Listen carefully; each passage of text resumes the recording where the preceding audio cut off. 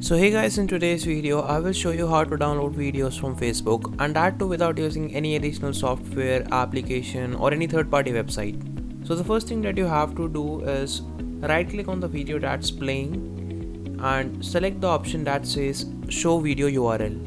Once the URL is visible, simply copy it.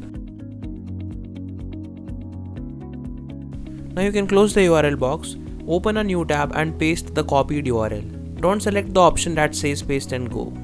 Now change the www part of the URL to mbasic. This will basically load the mobile version of that URL. Now you can press go. As you can see, the basic version of mobile is visible. Play that video, it will open up in a new tab and you can simply download it from the newly opened tab.